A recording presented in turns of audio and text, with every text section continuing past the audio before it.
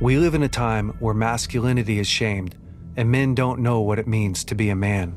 As a pastor and counselor, I've spent the better part of my life equipping and training others. My goal with this show is to translate my hard-earned experience into tools and tactics to help you become stronger as a man. This is the BraveCo podcast. I'm your host, Jason Vallotton. Welcome back to the BraveCo podcast. I am your host, Jason Vallotton. And this week, fellas, we're solo. It's me and you together. So I want to talk about winning the war within. You know, we all have a war that we're in. We are all born into a war. And I think oftentimes we don't understand and don't realize that we're in a war. And I know, like, man, before you turn this podcast off, because you're just like, golly, dude, I can't listen to this we're in a war talk at friggin' 8:30 in the morning. But it's gonna get hopeful here in a minute. I'm actually gonna give us keys to winning the war within us. But the first thing is, you know, we don't often think about it, but we are all born into a war. And at a very young age, most of you heard my story, but if you haven't, I just want to give it really fast. You know, at a really young age, I struggled with tons of anxiety that I didn't realize I had. And that anxiety led to me medicating with masturbation. Again, like 10 years old, really young. And by the time I was 14, I was addicted to porn and masturbation. At 16, I met my high school sweetheart, was married at 18, had my first child by the time I was 19, and my third by the time I was 24. You know, I was divorced at 27. So, you know, raising kids as a single dad. And then at 29, I ended up in a nervous breakdown, which, man, I don't know if you guys have ever been in a place in your life where you feel like your life is on fire and you don't know how to put it out. Yeah, that's divorce and nervous breakdown. I just felt so incredibly powerless in those worlds, and ended up getting remarried at 31, spent 12 years relying upon medication to help me cope with anxiety, to help me regulate my nervous system. At 35 years old, my wife and I finally got pregnant after trying to have kids for 5 years. And on our 10-week checkup to see the baby, we found out that the baby had died. And gosh, man, it's just one of the most challenging things to go through, right? Of like trying for so long, having these promises, and then finally getting this thing that you are like so excited about, and then go into the doctor and to find out that it's been taken away from you before you really even had it. And it's just like life is so incredibly challenging.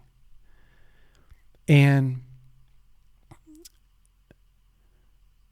the thing is if you don't know that you were born into a war, you do all kinds of things that set you up for failure. Like, for instance, run away. Like, run away from tough things. Want to make life harder? Run away. Turn and back down. Want to make life harder? Live in fear. Want to make life harder? Don't plan. You know, don't have a plan. But when you understand that you were born into a war, you also have to understand that you were created for war. It's true. We were designed to go into the darkest places of the world and to be light, right? And sometimes those dark places, we often think about, man, going into the darkest places like Africa. I'm going to go into Africa, or I'm going to go into the Philippines. And that stuff's true, but a dark place could also be in your friend's life or in your life, or could be in one of your kids' lives, right? Like, it doesn't have to be in this foreign country, in this foreign land. But the Bible says that we are salt and we are light, right? We are a preservative and we are a light on a hill. Like, we are meant to cast life and light and hope into the places where there is darkness, there's death, there's destruction. And see, the battle is scary. Everyday battles are really scary until you understand I was born for this. I'm not alone. I was designed to handle this pressure.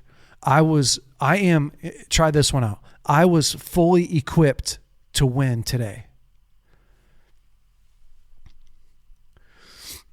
Ephesians 6, I'm just going to read this a little bit.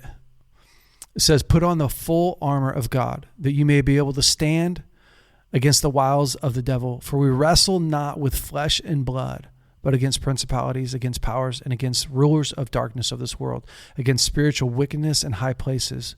Verse 13, therefore, take unto you the whole armor of God, that you may be able to withstand in the evil day, and having done all to stand.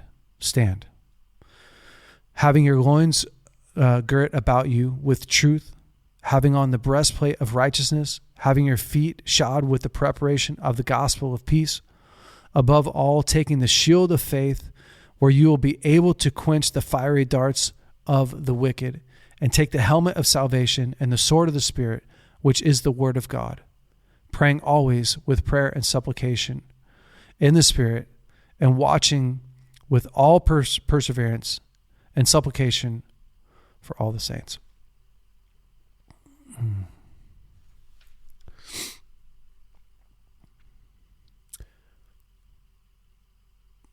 It's not an easy thing to do to face fear. I mean, honestly, to wake up every single day and to continue to push forward, right? To face the challenges of the day, to equip yourself to go into dark places. Again, whether that's a friend's battling with, or whether it's something that you're dealing with. But when you start to understand that not only were you designed for this, you were born for this, and you're created like your Father, who is a warrior. He's the King of Kings. He's the Lord of Lords. He's the Alpha and Omega. He's the beginning and the end. He is a warrior. He's the Lion of the tribe of Judah, right? Like we weren't created after this weak man. We were created after this man who came and rescued us, who came and gave his life for us. And we're just simply modeling our lives after him. So it makes a ton of sense, right? That like we're not born into this perfect place that's super easy, but it also makes a lot of sense too, that like, okay, if I was born into a war, then how the heck do I equip myself every day? And Ephesians gives us this like really incredible outline, right? It first says, listen, what you see with your eyes, that's not what you're actually battling. You don't battle flesh and blood. So a lot of us think that we're battling our own thoughts. You're not battling your own thoughts. A lot of us think that you're battling people. You're not battling people. You think you're battling someone's poor decisions. You're not battling people's poor decisions. You're battling principalities and powers, right? You're battling rulers of darkness. You're battling against spiritual wickedness in high places is what it says. And it goes, okay, listen, if you want to be able to battle against those things, it doesn't matter how much you can bench press, although I like physical fitness. It doesn't matter how fast you can run, although I like mobility. What matters is that you put on the full armor of God, right? That you actually gear yourself up for the life that you live, that you'll be able to withstand, right? It says like, hey, put on the full armor of God that you can withstand the life that you're living in. Otherwise, you're unequipped, because you're going to get to a place where you've stood and you don't want to stand any longer. And God's going, no, dude, stand. Perseverance is a fruit of the Spirit.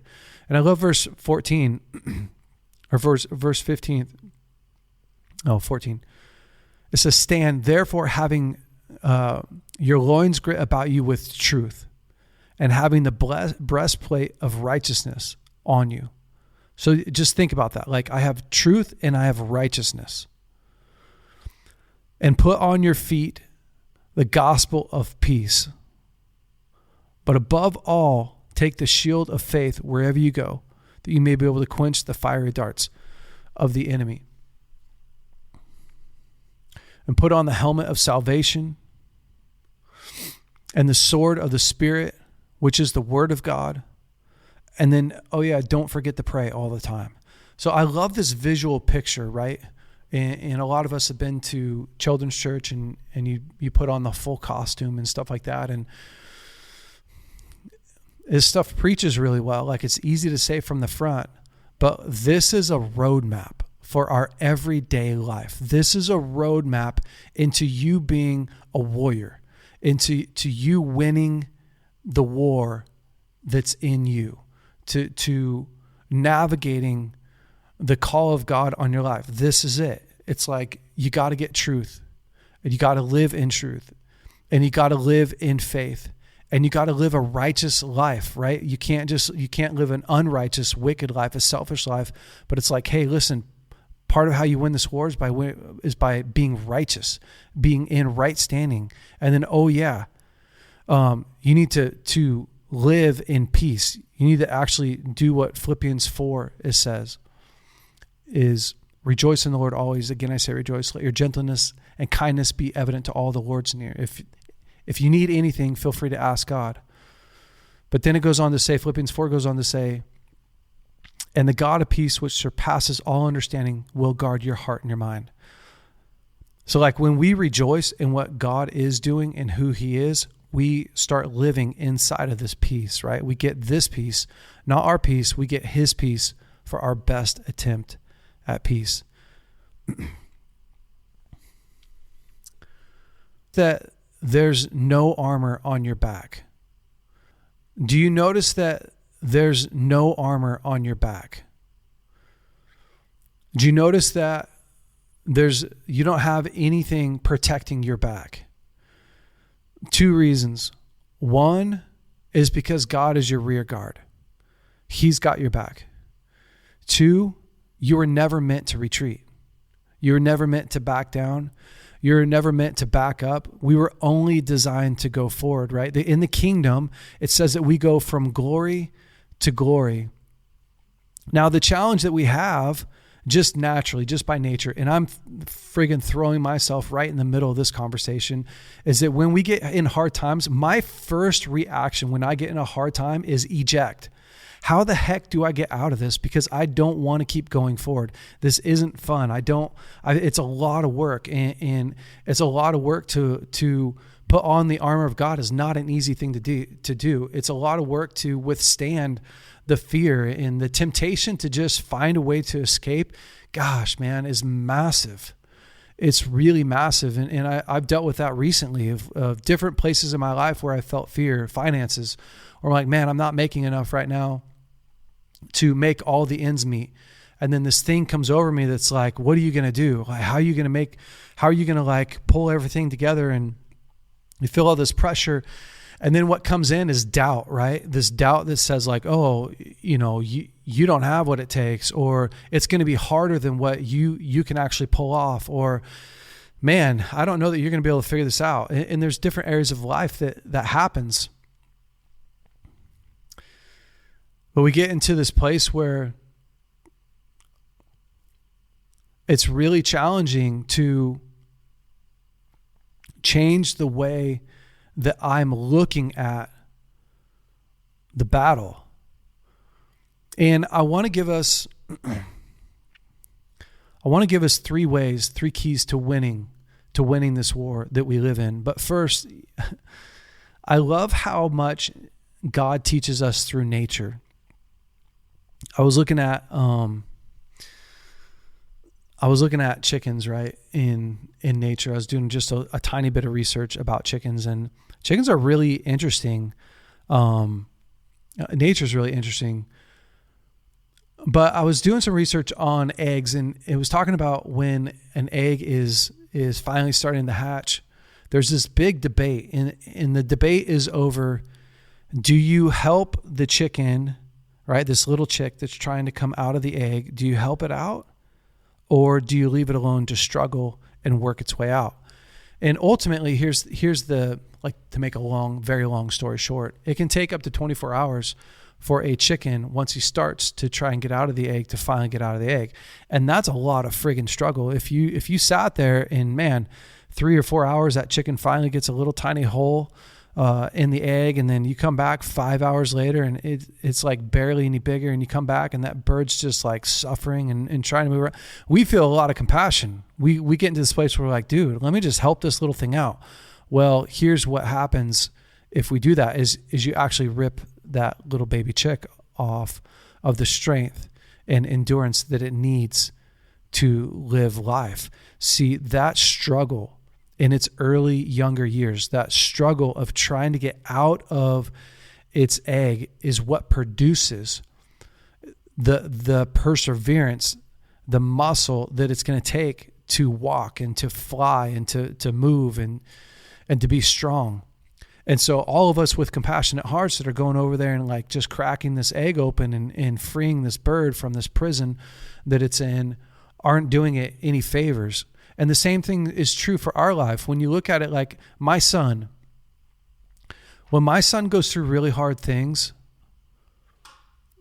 it's very rare that I go, man, I wish that I could, like, I'm going to take this burden off of him. I'm going to take this load off so that he doesn't have to feel it. It's really, really rare that I actually go like, I'm going to remove you from all of these challenges. And why? At some point, like I look at my son and I go like, wow, he's struggling, whatever. He's struggling at school. He has a hard time with his relationship with his teacher. Well, at some point, I can't go in there and solve that for him. I have to help him solve that. I have to teach him. I got to coach him. And he's got to be the one that shows up and learns how to have a real conversation with his teacher. Man, he's struggling with friends. It's like, okay, well, I can't just go and rescue him from that. I have to help him. And it's not that I abandon him, but at some point you realize like, man, if I rescue my kids from all the different struggles that are in their life, you guys remember that quote, right? Is that hard times make strong men make good times make weak men make hard times. And it goes back around.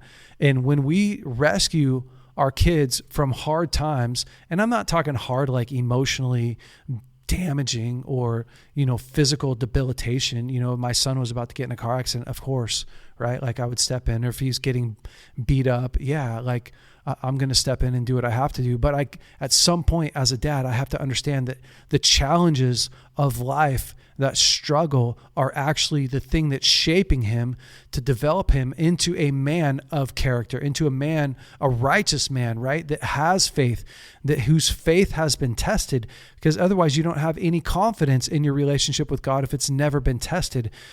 And yet when I get into that myself, all I want is to be out of it. All I want is God to rescue me from that. And I just know that God's like me, looking at my son going, nah, dude, this is good for you. This is where you need to be. And when I look at how God has created nature, you start to realize like, dude, look at how we came into this earth, right? You came into this earth being squeezed through your mom's pelvis, your head, like your bones being soft enough that your head could like deform so that you can like be squeezed out, and you come out with like this scream. Like it's seriously traumatizing. It's like this traumatizing experience. We go through, your mom goes through all this pain and all this anguish and all this turmoil, and you go through like this really uncomfortable process. That's how we come into this world. Okay, this isn't going to be an easy cakewalk. So here's 3 keys to actually winning the war. I'm going to give them to you. The first one, how you see the battle determines the outcome. How you see the battle determines the outcome 100% of the time. I remember when I was young, I used to play soccer. I played soccer for 20 years and just loved it. I played indoor soccer after I was married, and man, it was just so much fun. But here's what happens every freaking time is, and I'm sure you guys have had this happen. It's like when the other team comes out to warm up, inevitably 13-year-olds have mustaches and they're 6'2". Like, how does that happen? How are the opponents always so much bigger and then they hit puberty at 13 years old? I mean, I felt like that always happened. And so I remember my dad constantly telling me, he'd get so upset at me because as soon as I'd see the other team, I'd be like, oh, there's no way we could beat them. And my dad would be like, son, you haven't even played and you've already lost. And he was right? Like, as soon as I matched myself up against them in my mind, the game was already over. And the truth is it's not like they had more skill. And it's not even that they were more courageous or faster or stronger. They were just taller. They looked meaner. But more importantly, in my eyes, I looked weak. In my eyes, I looked fragile. In my eyes, I looked incapable. It's kind of like when the Israelites spent 40 years wandering the wilderness. They come into the promised land. They send 12 spies across the Jordan. They go to the other side. They come back and they give a report. 10 of the 12 say this: there's giants in the land, and we were like grasshoppers in their eyes. Well, how do you know that you were like grasshoppers in their eyes? Did you actually go up and talk to the giants? Did you say, hey, how do I look to you? And the giants look at you and say like, oh man, you're just this little tiny. No, they assumed, right? They went and they saw the giants and they went, we're small. We can't beat these guys. There's no way that we can win. And on the other side, you have Joshua and Caleb who have come back. And what did they see? They had in their hands fruit. They said, this is our promised land. This is what we were designed to do. How did they see the battle? They didn't even see the giants as a problem. What they saw is they saw promise. They saw the promise of God in the battle. Excuse me while I take a drink of water.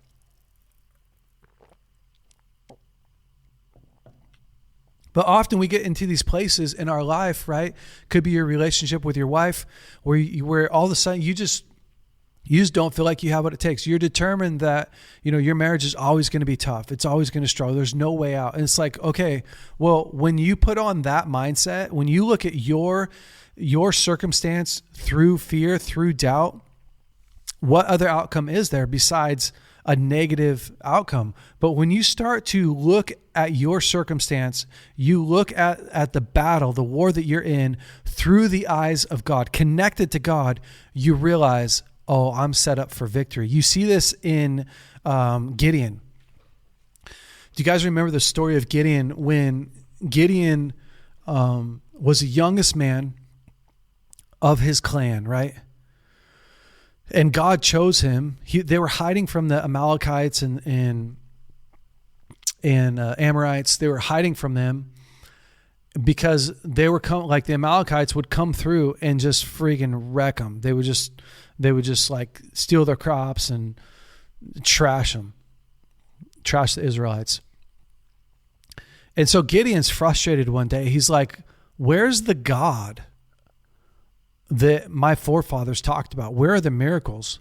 And basically, to make a really long story short, an angel comes to Gideon and says, hey, dude, I want you to rescue your people. I want you to free your people.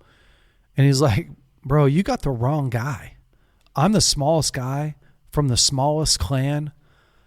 Like you got the wrong guy. And the angel says, nah, bro, you're it.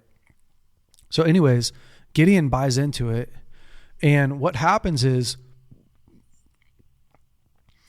they get to a point where Gideon rallies all of the men in the area. And he's got a ton of men.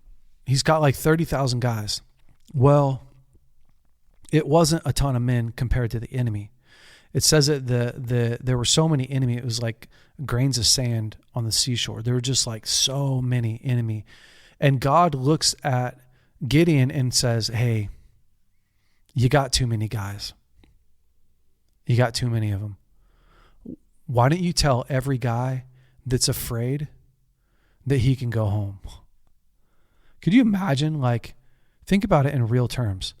God comes to your house and says, hey, listen, you're going to go fight whatever, Al-Qaeda or the Russians or whoever, it doesn't even matter. And there's like hundreds of thousands of them. You got 30,000.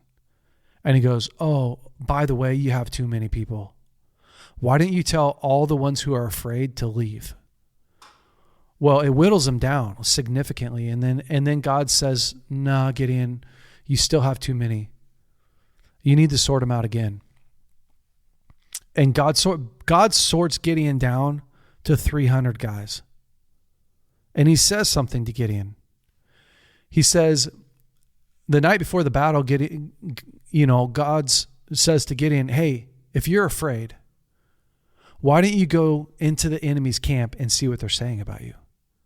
So Gideon goes over to the enemy's camp, sneaks over there, and he listens to him. And he listens to one man share a dream that he had about basically Gideon's army completely annihilating them. And Gideon went back the next day. Then God gives Gideon a strategy. He says, here's what I want you to do. I want you to take torches and I want you to take jars. And when I say, I want you to remove the jars from the torches and smash the torches and basically yell, like, give up a warrior cry. And that's what he does. And he completely wipes out, annihilates his enemy. Now, what did God have to address in Gideon? The way that he saw himself and the way that he saw that battle going. He continually reminded Gideon, it's not about you, bro. This is not about how you see you. This is all about me. You're just my son fulfilling, walking out the path that I've created to free my people. You're just my mouthpiece. You're just my partner. And if you're afraid, like, go check out what they're saying. So many of us lose the war within us because we don't have any confidence. We are doubting our ability. And the truth is, like, we have to look at what God's doing in us. We have to get the truth. We have to not get the truth about us. We have to get the truth about him. We have to get a testimony. Paul says this to Timothy. He's like, hey, use the words spoken over you. Use prophecies that have been spoken over you to fight the good fight in your life. Don't get bogged down in facts about who you think that you are. It's actually lies about, the enemy or how you're going to get pummeled. Get God's eyes. Okay, number two, don't back down from the battle.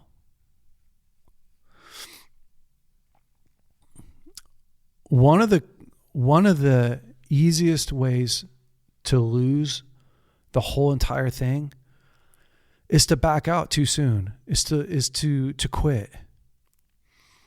And James 1 says, I'm just going to paraphrase it, says, consider it pure joy or hilarious laughter when you fall into unexpected trials, for the testing of your faith produces perseverance.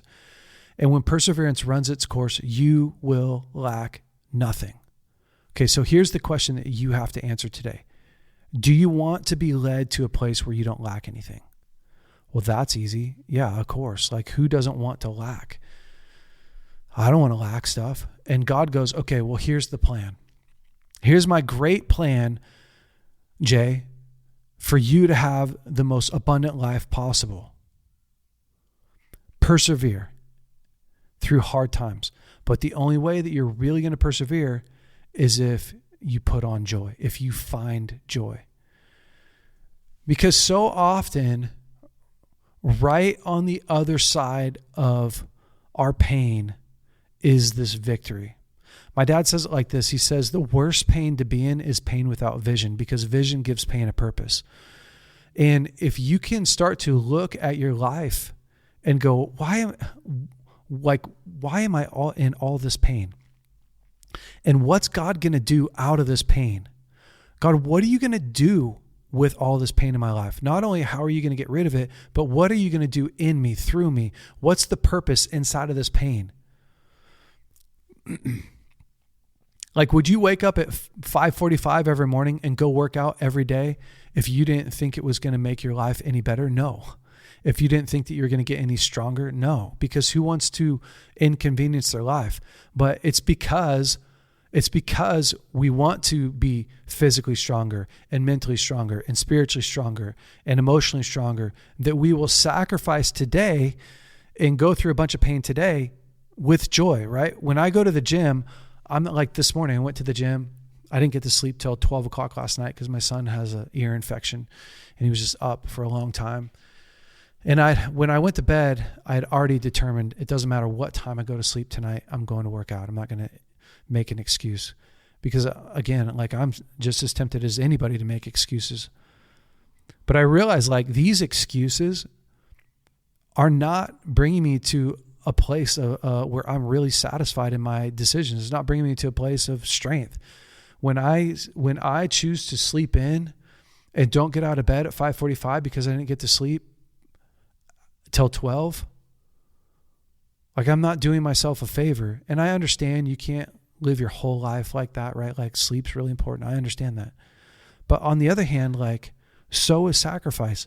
No, so is enjoying persevering. And that's the key, right? Because if we back down when it gets hard, well, how are you ever going to get to a place where you really get anything worth that's really satisfactory? Because anything satisfactory in this life was hard to accomplish. A good marriage. A good marriage doesn't happen by accident. A good relationship with a friend. A good relationship with a friend requires a lot of intentionality, a lot of sacrifice. Good relationship with your kids. Man, I've got 5 kids. It's work. There's a lot of joy in it, but there's a lot of work in it. Being a good employee, there's a lot of hard stuff that you have to go through every day to be a really good employee and to get the benefit of being a good employee, right? Like, if you back down when things get tough, that becomes the cap on your life. That becomes your ceiling, is the how much you can endure. Like, that decides the ceiling on your life. So guys, don't back down when you get into this war. Change your perspective. Like James 1, that should be a life verse for all of us, is consider it pure joy. Call a friend and say, hey, I'm in one of the hardest times of my life. Like, something good's happening. I'm not backing down. I'm not going to get down on myself. I'm not going to contemplate how bad this is going to go. I'm actually going to do the opposite. I'm going to go, God's going to come through for me. On the other side of this, I'm going to be strong. I'm going to work this out with God. All right.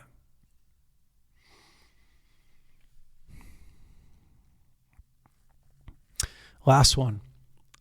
Number 3. The quickest way to lose a war is to fight one that you are not equipped for. I'm just going to let you think about that for 2 seconds while I take a drink.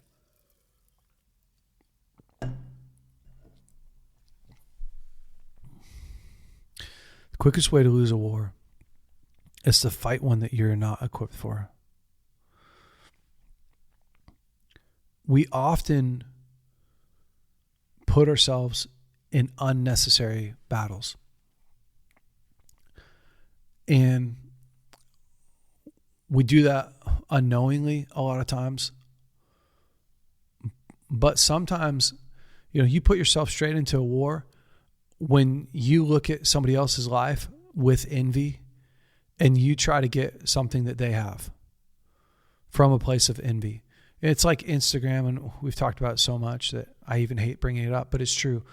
When somebody else is in a fruitful season and when you're in a root growing season, like, it's easy to look at other people's lives and at their best day, right? Like, I'm looking at their best day and I'm going like, gosh, why don't I have that? Why am I not that successful? Why is that not happening in my life? And I begin to burden myself with trying to be something that I don't have the grace for. And it's like, well, dude, you just put yourself into a battle. It may not be the battle for your life, but it is a battle, right? And that's a problem with comparison. When you compare yourself to somebody else, you're looking through the eyes of judgment. You're not looking through the eyes of grace. You're saying, man, I wish that you were that. I wish that you were in this season. I just want to be in a fruitful season. It's like, well, yeah, don't all of us just want to be in a fruitful season? You're not always in a fruit bearing season. Sometimes you're in a root bearing season. Your roots are going deep. You're growing depth. You're not necessarily growing fruit. And the fruit comes later. But I see it happen a lot in our lives is we take on stuff that we were never supposed to take on. And this is where I love Jesus's model, right? Is it says Jesus only did what he saw the Father doing. Man, there was a lot of opinions around what he should have been doing. Could you imagine being the Son of God, Jesus Christ, walking around and you had the power to heal anybody? You had the power to create wealth. You had the power to influence. And how much pressure there would be to perform for everyone. And Jesus continually pushed through crowds without healing everybody, avoiding towns, literally setting limits and just going like, no, that is not what I'm supposed to be doing right now. No, this is not what I'm only supposed to do this thing. I'm so focused on this. And there were a couple exceptions in his life, but he stayed focused on the goal, focused on the target. And because he did that, he had the strength to endure the challenges that were specifically created for him. And the same is true for us, right? Like this day has enough challenges in and of itself. Don't go find more. Don't go compare yourself to somebody else and out of your insecurity, go and try and do a whole bunch of things. Or don't go create a bunch of drama over here that you're just going to have to go solve. Like, can we stay in our lane and can we focus on what God has called us to do? And I love it too when you look at the story of David. David's a shepherd. And being a shepherd back in the day was not this glamorous job, right? It wasn't like the high guy on the totem pole gets to be the shepherd out with the sheep. It was a crappy job, a sucky job. You're out there in the cold and long hours, and no one to talk to, is lonely. Not a prestigious job, stinky. But David looked at that and went, okay, this right here, this is my battlefield. And so when a lion came to steal one of his sheep, he went, not on my watch. And when a bear came, David confronted that bear and he took it on. And by doing those small things, right, those small victories, he gained the confidence to face Goliath. And Goliath led to a promotion for him to eventually become king. You understand that David didn't just start off and go, even though he was anointed king at a young age, he didn't just go, okay, now give me the kingdom. Well, he wasn't equipped for that. David wasn't equipped, even though he was anointed for the king to rule. He wasn't necessarily equipped to be king. And so God took him through this process of learning how to steward the sheep, of learning how to confront small enemies, and then larger enemies with Goliath. And then eventually created, gave him this skill set, this tool set to be king and lead people. When we stay in our lane, man, there's nothing that we can't do, Like when we stay in our lane, we're like Daniel. Like through prayer, through good character, we influence 4 kings. We outlive 4 kings. When we stay in our lane, right, we're like Gideon. Not the biggest man, not the toughest man, but God can use that, right? When we stay in our lane, you end up being like Nehemiah and rebuilding stuff that hasn't been rebuilt for 400 years. When we stay in our lane and fight the battles that God's created for us to fight, we end up fully equipped for what God's called us to. I want to encourage you guys today, if you're in a war, if you're in a battle, if you're struggling, one, to know that you're not alone. Every single man has gone through this, is in it, or is going to go in it. And in so many different areas of life. Could be mentally, physically, emotionally, spiritually. It could be a real circumstance. You know, you're like, wow, I really am at war. Great. Well, you're not alone. And the goal is to change the way that you see that. Change the way you see yourself and stay in your lane. And recognize that God has equipped you for this day. And so you have to equip yourself. And part of how we persevere, so I'm going to close with this. Part of how we persevere is by staying in that Ephesians 6, right? To put on the full armor of God. To remember that you're not fighting against flesh and blood. To speak truth into your life. To live a righteous life. To be a man of peace. To put on the shield of faith, right? Put on your helmet of salvation and the sword of the Spirit, right? Like, equip yourself to win today. That's what I want us to do, is to dive back in and equip yourself for the season that you're in. I'm going to pray for you. Father, thank you for each and every man that's listening to this, and for the ladies, Lord. And God, I thank you that whatever we're facing today, you're not afraid of. You don't have one bit of concern. You're not going, oh my gosh, how are they going to survive? Or you have created, you've given us the ability to weather these storms or to create perseverance. And God, I ask that you would give us the faith, Lord, that you would bring encouragement. God, that you would give us the strength to endure, to go further, Father, so that we could bring you glory, Lord, so that we could rescue the helpless, Lord, so that we could bring hope to the hopeless. We could be light in the darkness, Father. And God, I just release hope and peace over every person that's listening to this today. Lord, that their circumstances would even when their circumstances don't shift, God, that the atmosphere around them, Lord, where there was depression, that there would be life and hope. God, where there's anxiety, that there would be peace. Lord, where there was dread, that there would be hope and relief, God. In Jesus' name, amen. Guys, thank you so much for joining me today. Stay brave.